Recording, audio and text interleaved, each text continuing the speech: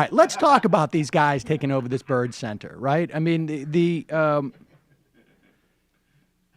and we keep hearing, the NRA, of course, they love this stuff because this is what they've been talking about, right? We've got to arm ourselves to fight off tyranny. Now, I don't, I guess they're attacking the tyranny of bird sanctuaries by taking literally a bird sanctuary.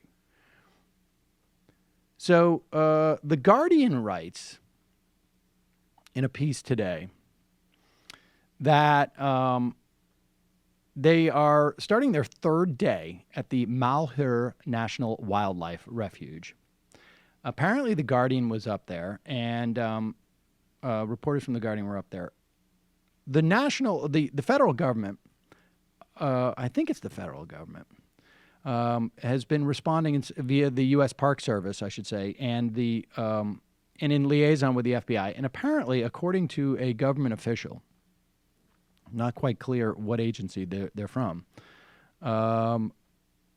their understanding is that the Park Service is going to cut off the electricity to the building. Then they'll cut off the phone service, and then they'll block off the roads. And then these survivalists will get the opportunity to play survival.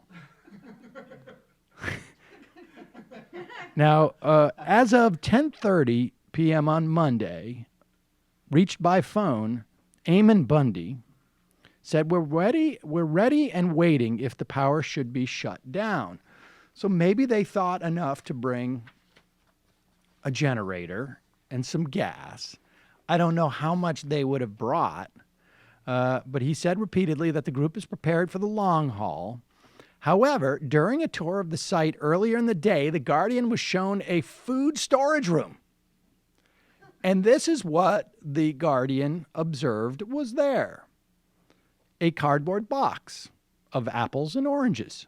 Now, I don't know much about oranges, but I can tell you in terms of apples, if it's cold enough, they keep them outside. They'll keep for a while, but they're starting to get mealy. And it really sort of depends on what kind of apple it is.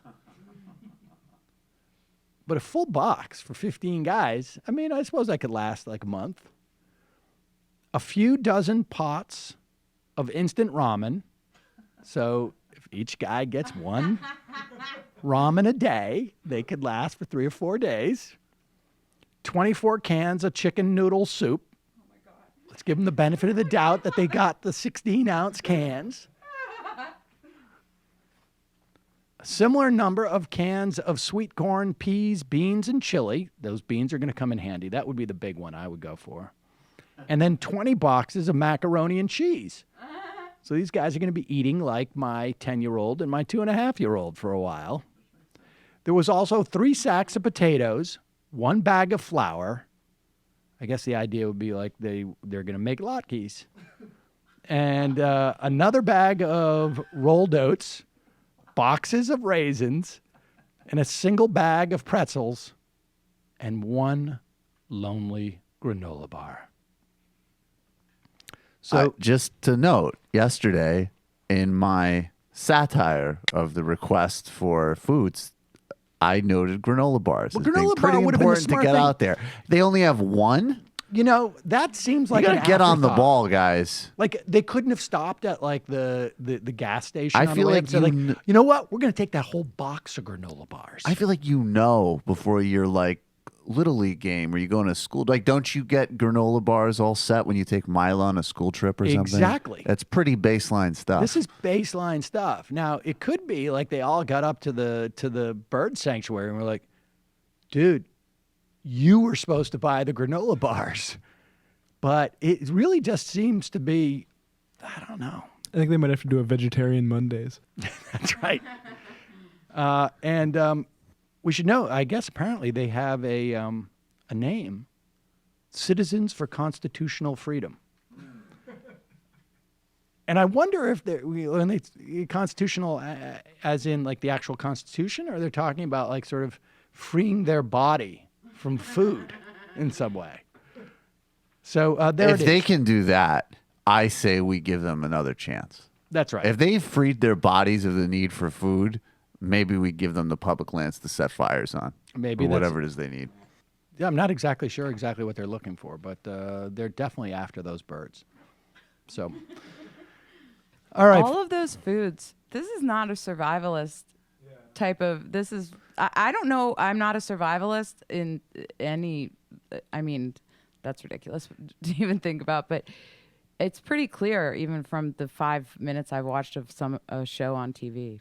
Well, this is the problem, Kelly, and I think this is something that people really should be a little more sensitive to. I don't want to get all politically correct here, but just because these guys are freedom lovers and they're in a militia does not mean they're necessarily survivalists. So maybe we should just check. Right. We should maybe just check our prejudices Privilege at the door. Oh, okay. And I just feel say like- why should we immediately sort of prejudge them as survivalists when they're just in You're a militia? right. I think it's very essentializing and otherizing to make that assumption that because I'm a militiaman, I'm a survivalist. I feel and like I feel that everyone there is a knows the lack of water safe thing. space around me Hey, when man, you say that. just 'cause I'm in a And I militia- experienced that as a triggering event. So before you exercise your privilege like that, at least issue a warning.